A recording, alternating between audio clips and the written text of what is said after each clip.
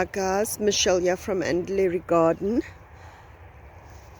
Today I want to get a little bit of mulch on the bare ground. We're going to be using this pile of leaves, and I've got a heap of grass down the bottom end of the garden that I maybe want to just mix with the leaves. There was quite a lot of mulch on here before the big rain came a couple of months back, and then kind of sort of washed everything away. So a lot of this area is like quite empty.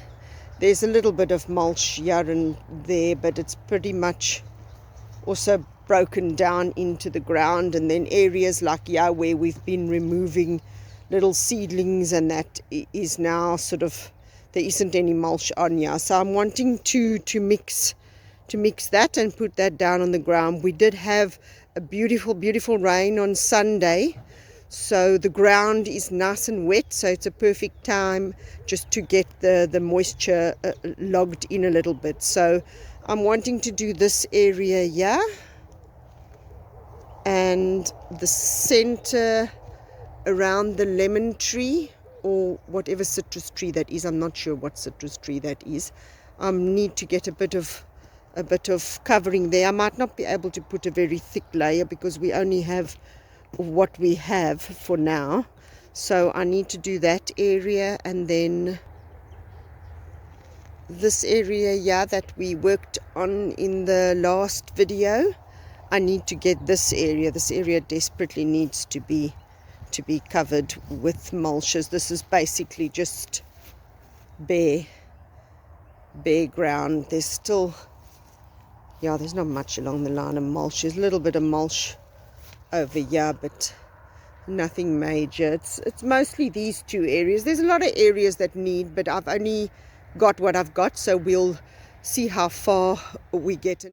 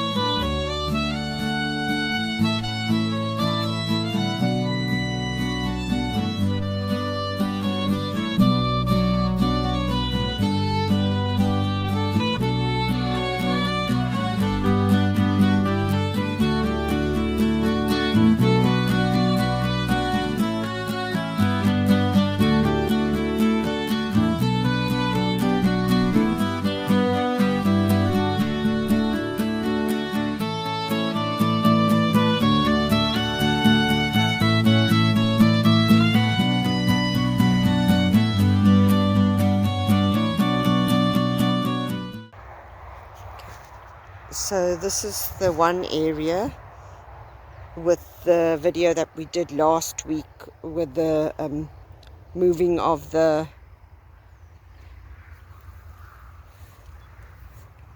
Japanese flowering quince. Let me get the flower up close there.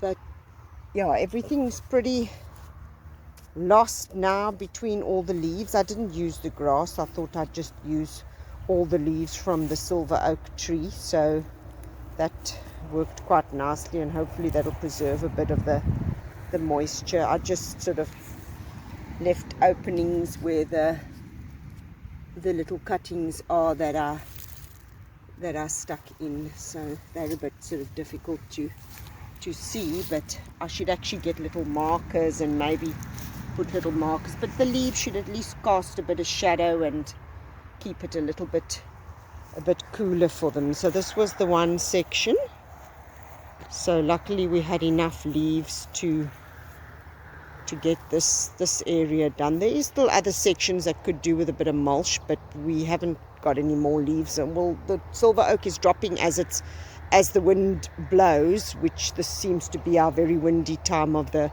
year. So I will be just replenishing other areas in the garden once we've gotten on top of the weeds a bit more. This is the other area that we did by the confetti bushes. I think I need to actually cut those confetti bushes back. They're not looking very very happy campers. So we had enough leaves. It's not a thick layer, but it's sufficient enough just to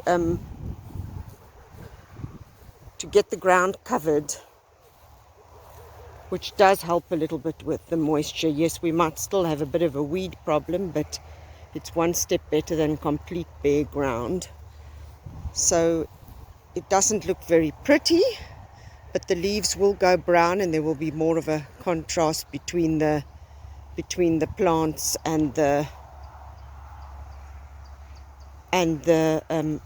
mulch, the leaf mulch. So that was a couple of tasks we got done in the garden for this week.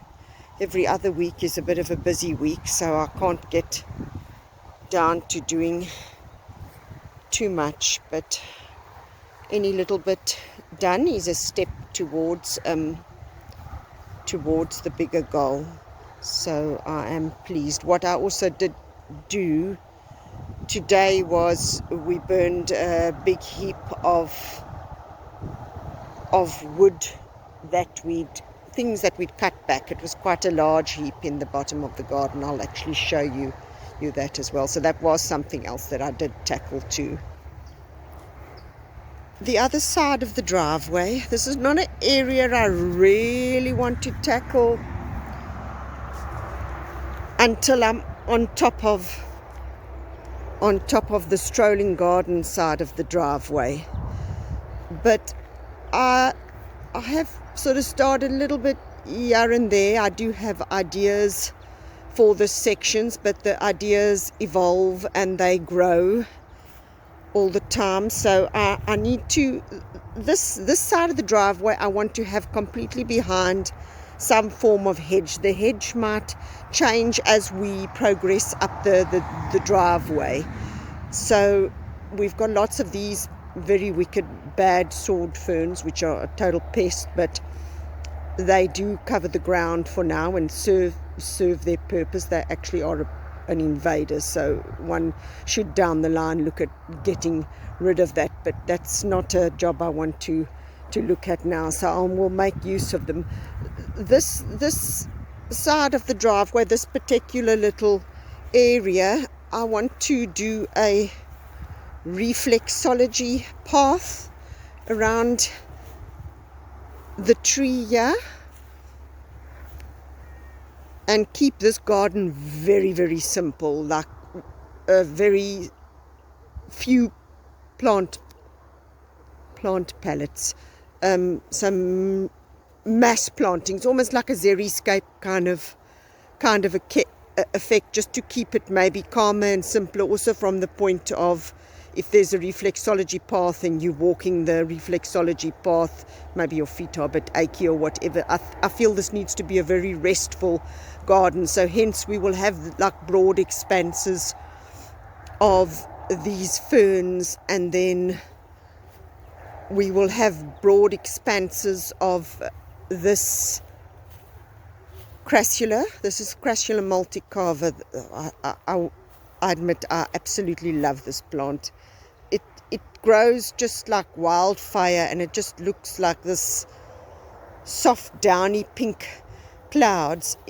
In those big round pots are salt bushes, so I do want to clip the salt bushes round so that it kind of sort of finishes the ball shape off. So we'll have these very structural elements of the pots just in amongst the softness. Maybe I'll stick towards a palette of more green leafy things, but I don't know, whatever I have a lot of. So I will be putting another 2 pots there, and then extending this crassula, which we have loads of everywhere. It seeds itself further along here, and then I'll have to figure out what to put like there, and then what I'm going to do for a hedge.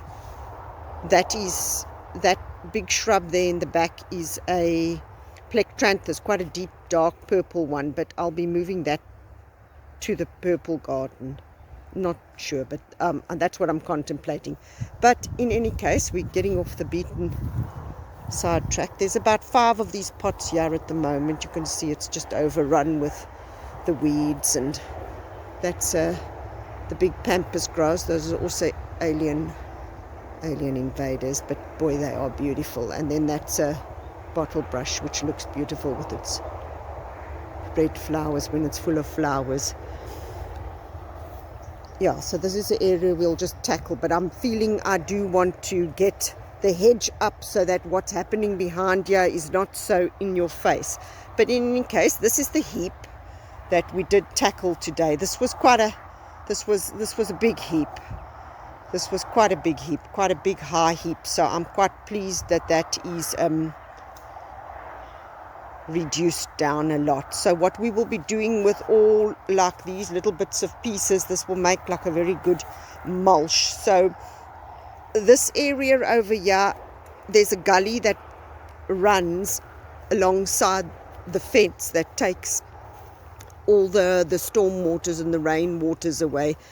Not last year, the year before, we had about 1,000 mil of rain over a long period of time, over a couple of months. So this ground here was soggy. It was like so wet when you walking here, you sink in there and then the gumboots can't come out. That is how wet this area is. So this is actually just lots of, as we cleared things out, I just put all these twigs and pieces of wood here with sort of in mind to kind of lift this ground. Then we'll just put some soil on top here just to raise it up a little bit, just to give the plants a little bit of a fighting chance. But I will try and put things in here that can tolerate water as well as drought, and also if they multiply so rapidly and I lose a few, it's neither here nor there. So we did a couple of things this week, so I am quite pleased about that. I did think what I would do here is to make this grass patch just like a huge big oval patch of grass. But all in all, we completed a couple of tasks, and it's one step closer to the end goal.